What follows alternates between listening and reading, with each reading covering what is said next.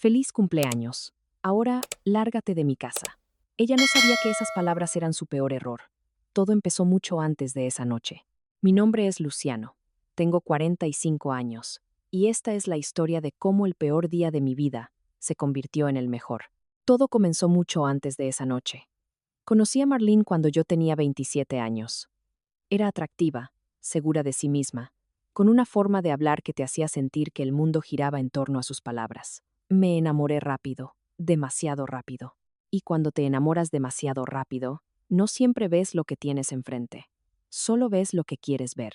Los primeros años fueron buenos, o al menos eso me dije a mí mismo durante mucho tiempo. Porque la verdad, si soy honesto, es que las señales siempre estuvieron ahí. Simplemente elegí no verlas. Marlene nunca me trató como a un igual. Había algo en la forma en que me hablaba frente a los demás, algo en el tono que usaba cuando su familia estaba presente que me ponía en un lugar diferente, un lugar inferior, como si fuera parte del mobiliario de la casa. Útil, pero no importante. Funcional, pero sin valor. Su madre, Edna, siempre fue el motor de ese desprecio. Desde el primer día que entré en esa familia, Edna me midió y decidió que yo no era suficiente. No tenía suficiente éxito, no era lo suficientemente presentable, no venía de la familia correcta, y se aseguró de recordármelo cada vez que podía, no siempre con palabras directas. A veces era un comentario disfrazado de broma, a veces era un silencio calculado cuando yo hablaba, a veces simplemente me ignoraba en una conversación, como si no estuviera en la habitación. Y Claudio, el hermano de Marlene, aprendió bien de su madre. Claudio tenía esa clase de arrogancia que viene de nunca haber construido nada con sus propias manos. Era el tipo de hombre que se siente grande haciendo sentir pequeños a los demás, y yo era su objetivo favorito. Sus comentarios siempre venían envueltos en una sonrisa, pero golpeaban como agujas. ¿Luciano? ¿Todavía con ese negocito tuyo? Vaya, Marlene, tu esposo ya aprendió a usar corbata. Siempre con una risa al final, siempre con el grupo riendo con él. Y yo me callaba.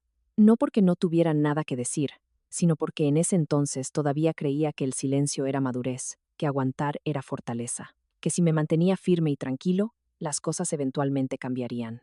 No cambiaron. Fueron 18 años de pequeñas humillaciones acumuladas.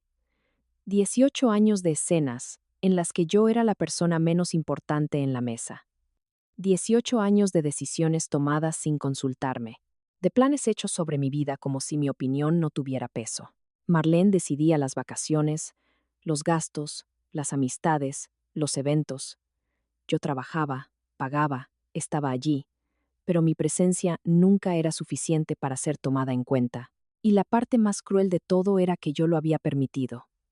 Año tras año, cena tras cena, comentario tras comentario.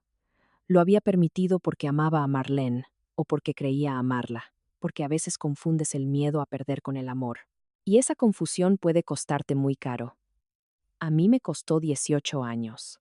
Pero hay algo que Marlene nunca supo. Algo que Edna nunca imaginó. Algo que Claudio, con toda su arrogancia, nunca se molestó en investigar. Mientras ellos me subestimaban, yo estaba construyendo en silencio, con paciencia, con una claridad que solo te dan los años de dolor acumulado.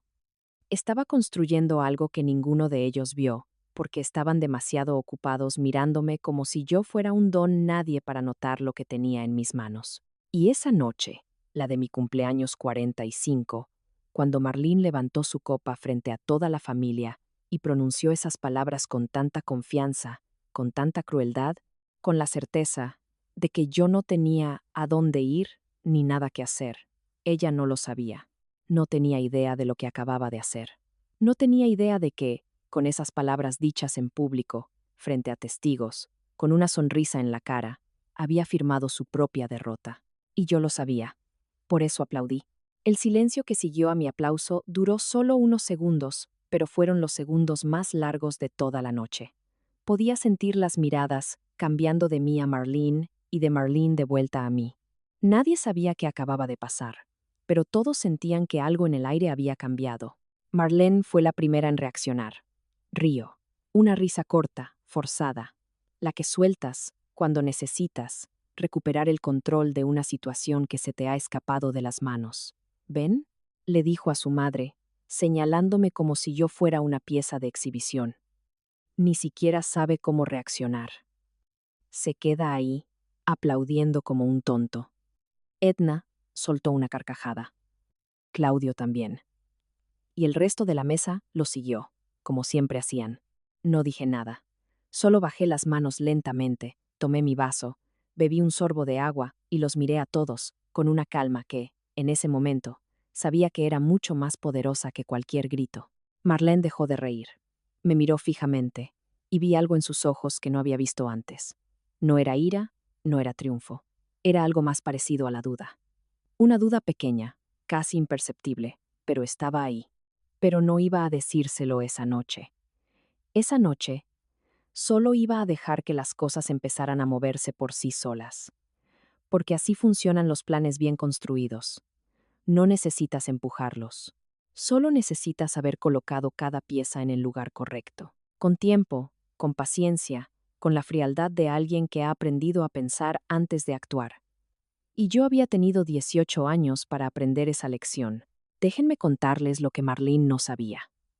Lo que nunca se tomó la molestia de saber porque estaba demasiado segura de que yo era un don nadie.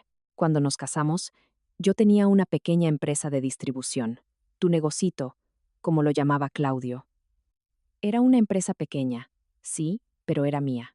La había construido desde cero, con mis manos, con mis contactos, con años de trabajo que empezaban antes del amanecer y terminaban mucho después de la medianoche. Marlene nunca mostró interés en lo que hacía. Nunca preguntó cómo iba la empresa. Nunca quiso entender cómo funcionaba. Para ella, lo importante era el resultado. El dinero que llegaba a la cuenta cada mes. El dinero que pagaba la casa, las vacaciones, los caprichos, las cenas con su familia donde yo era el menos importante de la mesa. Y lo que para ella era indiferencia, para mí fue una ventaja enorme. Porque mientras ella no miraba, yo crecía. En el 8º año de nuestro matrimonio, mi empresa dejó de ser pequeña. Firmé un contrato con una cadena de distribución regional que triplicó mis ingresos en menos de 18 meses. Contraté personal, abrí una segunda operación, empecé a trabajar con proveedores internacionales. El negocito de Claudio se había convertido en algo que él no podría haber imaginado, precisamente porque nunca se molestó en mirarlo de cerca. Pero no lo anuncié, no lo celebré en las cenas familiares, no necesitaba su validación. Lo que sí hice, con gran deliberación, fue estructurar todo cuidadosamente, cada cuenta, cada activo, cada propiedad. Todo estaba documentado, organizado y protegido de una manera que era invisible desde el exterior. Marlene tenía acceso a una cuenta mancomunada, solo una, la cuenta del hogar, a la que llegaba dinero suficiente para cubrir todos los gastos de la casa cómodamente, y con mucho de sobra. Nunca preguntó si había más. Nunca investigó. Y eso fue todo lo que necesité, porque la casa en la que vivíamos, esa casa grande de la que acababa de pedirme que me fuera, estaba a mi nombre, solo a mi nombre. La había comprado antes de casarnos, con dinero que era completamente mío, y nunca se había transferido ni modificado en ningún documento. Marlene asumió que era de ambos. Nunca lo comprobó, nunca leyó los papeles. Simplemente asumió, con esa confianza característica suya, que lo mío también era suyo. Pero las suposiciones no tienen valor legal. Los documentos, sí. Y yo tenía todos los documentos en orden. Había algo más que Marlene no sabía. Y esto era quizás lo más importante. El abogado que había contactado 2 semanas antes para iniciar el proceso de divorcio, un hombre llamado Adrián, a quien había encontrado por recomendación de una amiga, creyendo que yo no me enteraría. Adrián trabajaba conmigo desde hacía 12 años. No como mi abogado personal, eso habría sido demasiado obvio. Adrián era el asesor legal de mi empresa. Conocía cada contrato, cada activo, cada estructura corporativa que yo había construido. Conocía los números reales, no los que aparecían en la cuenta conjunta. Cuando Marlene llegó a su oficina para contarle su versión de la historia, Adrián la escuchó atentamente, tomó notas y, esa misma tarde, me llamó. No por deslealtad hacia ella, sino porque tenía un conflicto de interés que estaba obligado a declarar. No podía representarla, y así se lo dijo. Marlene pensó que había tenido mala suerte. No entendió que no había ningún abogado en esa ciudad que pudiera darle lo que ella creía merecer, porque lo que ella creía que existía simplemente no existía en los términos que ella imaginaba. Yo sabía que ella había ido a ver a Adrián 3 días antes de mi cumpleaños, 3 días antes de que se pusiera de pie en esa cena y anunciara frente a toda la familia que me echaba de mi propia casa. Y aún así, fui a esa cena. Me senté en esa mesa, comí, escuché los brindis, aguanté los comentarios de Claudio. Fui porque necesitaba que lo dijera en voz alta, frente a testigos, con fecha y lugar, porque en un proceso legal, las palabras dichas en privado son difíciles de probar. Pero las palabras dichas frente a 12 personas en una cena, con fotos y videos grabados por los propios invitados en sus teléfonos, esas palabras tienen un peso completamente diferente. Marlene me dio exactamente lo que necesitaba, convencida de que me estaba destruyendo. Esa noche, después de que el silencio se rompiera, me levanté tranquilamente. Tomé mi saco del respaldo de la silla, dije buenas noches a todos, y antes de irme, me detuve. Miré a Marlene directamente a los ojos y solo le dije esto: descansa bien. Y me fui. Mientras las luces de esa casa se alejaban en el retrovisor, saqué mi teléfono y le escribí un mensaje corto a Adrián. Solo 2 palabras. Está hecho. Procedemos. Los días siguientes fueron extraños. Marlene interpretó mi partida como una rendición. Me lo hizo saber con un mensaje al día siguiente, un texto frío diciendo que podía pasar a recoger mis cosas cuando quisiera. ¿Sus condiciones? Como si esto fuera una negociación donde ella tenía todo el poder. No respondí. Leticia, mi hermana, me llamó esa mañana. Ella era la única persona que sabía algo de lo que había estado construyendo. ¿Cómo estás?, preguntó. Estoy bien, le dije, y era verdad. Todo ha comenzado. Leticia dijo algo que se me quedó grabado. Luciano, asegúrate de que cuando esto termine, no quede ninguna duda de quién eras realmente. Los primeros movimientos fueron silenciosos. Lo primero fue la cuenta mancomunada. Con todo el respaldo legal, simplemente dejé de transferir el dinero mensual y lo redirigí a una cuenta personal que Marlene no conocía. No la vacié, no hice nada irregular. Simplemente detuve algo que hacía voluntariamente. A Marlene le tomó exactamente 11 días darse cuenta. Me llamó. No respondí. Me envió un mensaje, luego otro, con un tono que escalaba de la confusión al pánico. El segundo temblor vino de un lugar que Marlene no esperaba. Claudio tenía un pequeño negocio que, curiosamente, durante los últimos 3 años, había dependido indirectamente de contratos que pasaban por empresas relacionadas con la mía. Cuando mis socios recibieron instrucciones de revisar y renegociar todos los contratos con proveedores secundarios, Claudio fue uno de los afectados. Las condiciones cambiaron y su negocio de repente ya no cuadraba. No entendía qué había pasado. Pero esto era solo el principio. El golpe real, el que iba a cambiarlo todo, aún no había llegado. Adrián me llamó un martes. Luciano, encontramos algo. Su equipo había solicitado el historial completo de la cuenta conjunta, un proceso de rutina. Lo que Marlene no calculó fue que ese mismo historial también mostraría los movimientos que ella había hecho. Y entre esos movimientos, había algo interesante. Durante los últimos 2 años, Marlene había realizado transferencias regulares a una cuenta que no correspondía a ningún gasto del hogar. Eran transferencias periódicas de montos que iban desde los 15,000 hasta los 25,000 pesos mensuales. En total, más de 500,000 pesos habían salido de esa cuenta conjunta a un destino que Marlene nunca había mencionado. ¿Sabías algo de esto?, me preguntó Adrián. No, le dije. ¿Quieres que sigamos tirando de este hilo? Sí, dije, tira del hilo. Colgué el teléfono. No sentí dolor. Sentí algo diferente, algo más frío y limpio. Sentí la confirmación de algo que una parte de mí había sospechado durante demasiado tiempo. Marlene no solo me había despreciado y humillado, también me había robado. Y eso cambiaba todas las dimensiones de lo que estaba por venir. Esa noche, le escribí a Leticia. Es peor de lo que pensábamos y mejor de lo que esperábamos. Su respuesta llegó en segundos. ¿Cuánto peor? 500,000 pesos y una cuenta que aún no sabemos a quién pertenece. El silencio duró más de un minuto. Luego, su respuesta. Luciano, no dejes que se escape nada. Nada se iba a escapar. Adrián llamó un jueves por la tarde. Tenemos el nombre, dijo sin preámbulos. Me recliné en mi silla y cerré los ojos. Por más que me había preparado, nada era suficiente para ese momento. La cuenta pertenecía a Esteban, el mejor amigo de Claudio, el hombre que había estado en nuestra boda, que había comido en nuestra mesa docenas de veces, el que me daba palmadas en la espalda en las reuniones familiares y me llamaba cuñado, aunque no lo fuera. Ese Esteban. ¿Desde cuándo son las transferencias? Pregunté. 26 meses. La primera fue 3 meses después de que Claudio lo presentara en aquella cena de fin de año. Lo recordaba perfectamente. Marlene lo había recibido con una sonrisa particularmente cálida. Había guardado esa imagen en ese cajón mental donde pones las cosas que no quieres examinar de cerca. Adrián acababa de abrir ese cajón de par en par. ¿Hay más?, dijo Adrián. Hay mensajes. Marlene usaba una cuenta de correo secundaria. Nuestro equipo técnico la detectó. Luciano, hay pruebas suficientes para ampliar la demanda. Estamos hablando de desvío de fondos de la sociedad conyugal. Eso cambia toda la estructura del caso. Procede, le dije. ¿Estás seguro? Una vez que presentemos esto, no hay vuelta atrás.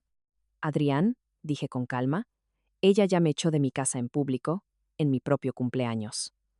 El punto de no retorno quedó muy atrás. Colgué. No sentí rabia. Sentí una tristeza fría, ordenada. La tristeza de confirmar algo que, en el fondo, ya sabías. Esa misma tarde, Marlene recibió la notificación formal del inicio del proceso de divorcio. Me llamó 4 minutos después. Esta vez, contesté. ¿Qué es esto? Su voz tenía un tono que no le conocía, una vibración muy parecida al miedo. Son los papeles del divorcio, dije. Lo que pediste. Luciano, esto no tiene sentido. Aquí dice que la casa está solo a tu nombre. Eso no puede ser. Puedes verificarlo en el registro público de la propiedad, dije. El número de la escritura está en la segunda página. Silencio. ¿Y la cuenta? ¿Por qué bloqueaste la cuenta?, preguntó. No la bloqueé. Dejé de transferir dinero voluntariamente. Son cosas distintas. Otro silencio, más largo esta vez.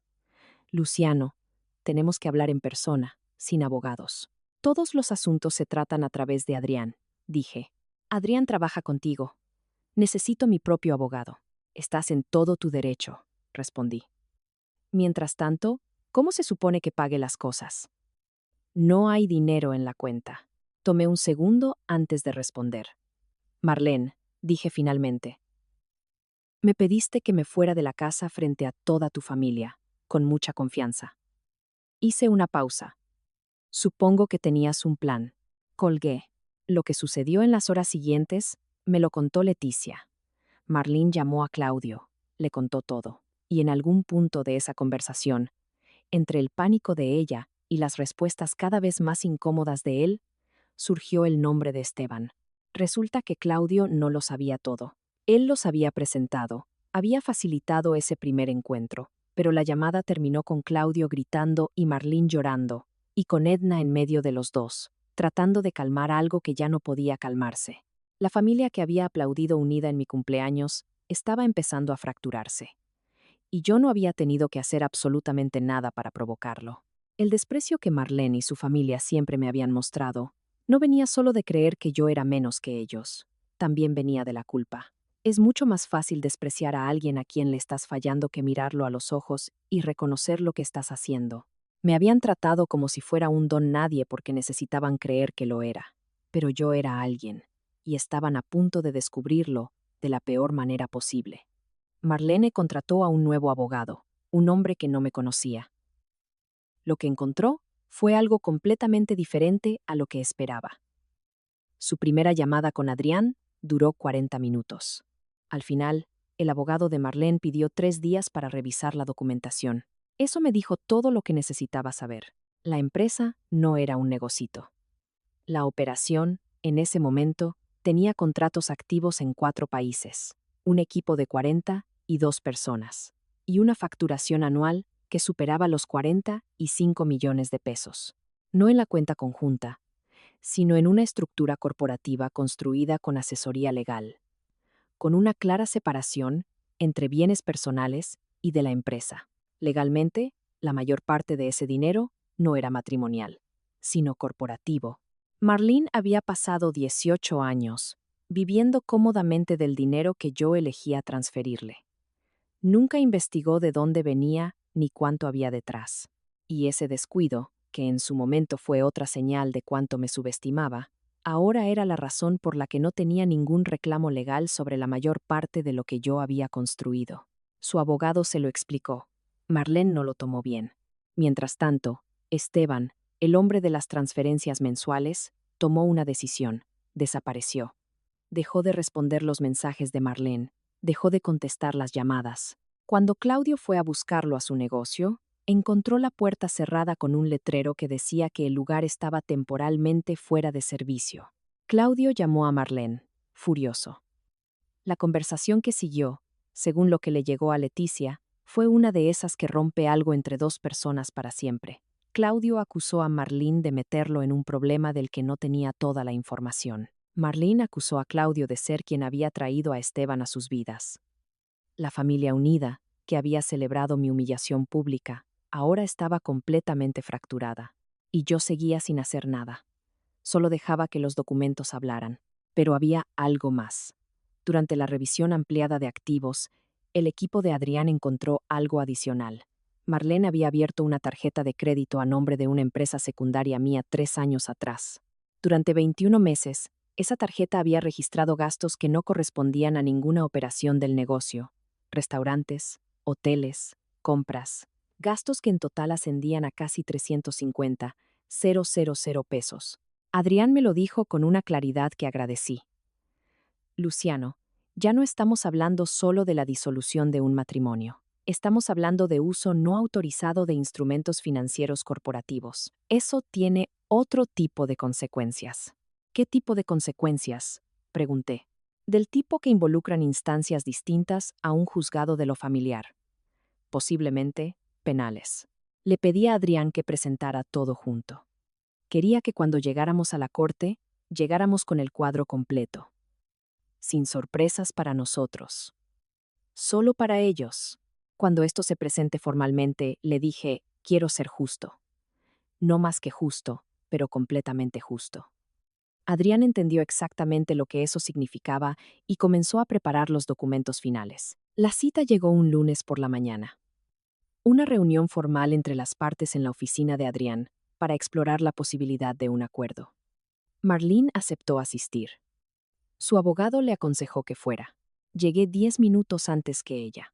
Estaba sentado con un café cuando entró, con la misma postura de siempre, la espalda recta, la mirada directa. Pero yo solo la miré con esa neutralidad, que es quizás lo más desconcertante que puedes mostrarle a alguien que espera encontrar dolor en tus ojos. Adrián comenzó. Con precisión y calma, fue presentando la información. Primero, la casa. Con el número de la escritura, la fecha de compra antes del matrimonio, la documentación del registro sobre la mesa. El abogado de Marlene asentía levemente, como una disculpa anticipada. Luego, la empresa. Adrián presentó el resumen ejecutivo. Facturación anual, estructura corporativa, número de empleados. Vi el momento exacto en que Marlene leyó la cifra de facturación anual. Sus ojos se detuvieron un instante. 45 millones de pesos. No era el número lo que la paralizaba, era lo que el número representaba. 18 años de suposiciones equivocadas. Entonces llegó la parte que cambiaría el tono de la reunión. Adrián abrió una segunda carpeta. Las transferencias a la cuenta de Esteban. 26 meses, 500,000 pesos, con cada transferencia listada una por una. Marlene dejó de mirar los documentos y me miró a mí. Por primera vez en toda la reunión, me miró directamente. Y en esa mirada, vi algo que nunca había visto en ella. Era miedo. No dije nada. Dejé que Adrián continuara. La tarjeta de crédito corporativa. 21 meses, 350,000 pesos en gastos no autorizados, todo listado con la misma precisión quirúrgica. El abogado de Marlene pidió un momento. Se levantó y salió de la sala con el teléfono en la mano. Marlene y yo nos quedamos solos. Ella habló primero. Luciano. Su voz había perdido el tono que yo conocía. Yo no sabía que la empresa era tan. Se detuvo. ¿Tan qué? Le pregunté, no con crueldad, sino con una curiosidad genuina y muy tranquila. Tan grande, completé por ella. Real, exitosa. Hice una pausa. Nunca preguntaste, Marlene. En 18 años, nunca preguntaste. Ella bajó la mirada a la mesa. Lo de Esteban, comenzó. La interrumpí con calma, pero con firmeza. De eso no hablamos aquí. De eso hablan los abogados. Hubo un largo silencio. Entonces Marlene dijo algo que no esperaba. ¿Desde cuándo lo sabías? La pregunta era compleja. ¿Desde cuándo sabía lo de Esteban? ¿Desde cuándo sabía de su plan de divorcio? ¿Desde cuándo había estado preparando todo esto? La miré un momento. Desde hace lo suficiente. Dije. Su abogado regresó. Dijo que su clienta necesitaba tiempo para revisar la documentación. Adriana sintió cortésmente. Recogí mi carpeta, me levanté y, antes de irme, me detuve junto a la puerta. Tómense todo el tiempo que necesiten, dije. Los documentos no van a cambiar. Y me fui. Marlene llegó al punto de quiebre 3 semanas después. Su primer abogado renunció. El segundo fue directo. Le dijo que su posición legal era, en sus palabras exactas, significativamente más débil de lo que cualquiera en su situación desearía. La casa no era negociable. La empresa no era matrimonial en los términos que ella esperaba. Y las transferencias a Esteban, junto con los gastos de la tarjeta corporativa, abrían una dimensión completamente diferente del caso. Una dimensión con un nombre legal específico, que podía significar consecuencias que iban mucho más allá de perder en un juzgado familiar. Claudio no apareció. Esa fue la ausencia que más le dolió a Marlene, el que siempre había sido el más ruidoso en su desprecio hacia mí, el que le había dado la validación constante, había desaparecido en el momento en que las consecuencias se volvieron reales. Esteban seguía sin dar señales de vida. Adrián me llamó. El segundo abogado de Marlene quería hablar de un acuerdo. Estaban dispuestos a aceptar los términos principales. La casa, la estructura corporativa. Pedían una compensación mensual por un período de transición y que no procediéramos con los cargos adicionales relacionados con los fondos. Me tomé 48 horas para pensarlo. No buscaba destruirla. Buscaba que las cosas quedaran en su lugar correcto, que la verdad se estableciera de una manera que no pudiera ser reescrita. Llamé a Adrián. Iremos con el acuerdo, dije, pero con condiciones. La compensación mensual era aceptable, con un límite de tiempo no negociable. Aceptaba no proceder con los cargos adicionales, pero a cambio de un reconocimiento formal y documentado de los hechos, firmado por ella. Y una condición más. Una breve reunión sin abogados, solo nosotros dos. Para cerrar el capítulo, ella aceptó. Nos vimos en un café, un lugar tranquilo. Llegué 10 minutos antes. Ella llegó puntual. Había algo en la forma en que sostenía los hombros, algo en la línea alrededor de sus ojos que hablaba de semanas difíciles. ¿Por qué? Me preguntó. Ya tenías todo lo que necesitabas. Porque 18 años merecen al menos una conversación real, dije. ¿Cuándo dejó de ser real para ti? La pregunta me sorprendió por su honestidad. No fue un solo momento, respondí. Fue una acumulación. Cada cena donde tu familia me trataba como si no estuviera y tú no decías nada. Cada comentario de Claudio. Cada decisión tomada sobre mi vida sin preguntarme. Ella escuchó sin interrumpir. Yo también estaba acumulando cosas, dijo en voz baja. ¿Me odias? Preguntó. Lo pensé con cuidado. No, dije. Odiar requiere una energía que ya no tengo disponible para esto. Lo que siento es más bien una distancia enorme, como si todo lo que vivimos estuviera del otro lado de un cristal. Lo de Esteban fue un error, dijo. No fue lo que probablemente piensas, pero fue un error de todos modos. Y lo que hice con el dinero. No tengo una buena explicación. Marlene, dije, no vine a escuchar explicaciones. Vine a decirte algo. Durante 18 años, fui un buen esposo. Trabajé, sostuve esa casa, estuve presente. No fui perfecto, pero fui honesto, y merecía ser tratado con más respeto del que me diste. Esa no es una queja, es simplemente la verdad. Y quería decírtelo a la cara, para que no quepa duda de que yo lo sé, aunque tú lo hayas olvidado. Cuando terminó, solo dijo esto. Tienes razón. Fueron solo 2 palabras, pero de alguna manera fueron más de lo que había recibido de ella en los últimos años. Dejé dinero en la mesa para cubrir la cuenta de ambos. Me levanté y me detuve un instante. Espero que encuentres lo que buscas, Marlene. Lo dije sinceramente. Luego me di la vuelta y caminé hacia la puerta. Afuera, el aire estaba limpio y el sol de la tarde le daba a todo una luz dorada. Caminé sin prisa, sin mirar atrás. Dicen que la verdadera libertad no llega en un momento dramático. Llega en silencio, en los momentos más ordinarios. Eso me pasó a mí. Fue una mañana cualquiera, varias semanas después de que todo se resolviera. Me desperté, miré el techo y simplemente pensé en qué quería para desayunar. Nada más. Solo el pensamiento limpio y mundano de un hombre que tiene hambre y toda una mañana por delante. Me sentí bien. El acuerdo se había firmado. La casa seguía siendo mía, la empresa también. Marlene recibió una compensación mensual por un período de 18 meses, algo razonable. El reconocimiento firmado de los hechos estaba guardado en la oficina de Adrián. Existía, y eso era suficiente. Supe de los demás de forma fragmentada. Claudio perdió el contrato que dependía de mi empresa. Su negocio se redujo considerablemente. Esteban reapareció, pero su estatus social había cambiado. La gente mantenía una distancia discreta. Edna, sorprendentemente, le envió un mensaje a Leticia, pidiendo disculpas por cómo me había tratado siempre. No respondí. De Marlene, supe que encontró un apartamento y que empezó a trabajar en algo. Le deseo lo mejor. La empresa siguió creciendo. Cerramos el mejor trimestre de nuestra historia. Leticia vino a visitarme un domingo. En algún momento, me miró y dijo, Luciano, ¿te das cuenta de que eres exactamente la misma persona que eras antes de todo esto? No te amargaste, no te volviste frío. Sigues siendo tú. Y eso es lo más difícil de lograr. Tenía razón. Había cambiado, pero hacia adentro, hacia algo más sólido.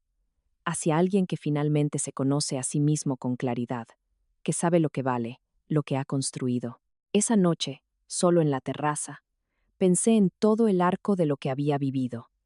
En 18 años, nunca me rompieron. Intentaron hacerme creer que yo era menos. Construyeron una narrativa a mi alrededor en la que yo era funcional, pero no importante. Pero debajo de todo eso, intacto, había seguido siendo yo mismo, el hombre que construía en silencio. Ese hombre nunca había desaparecido.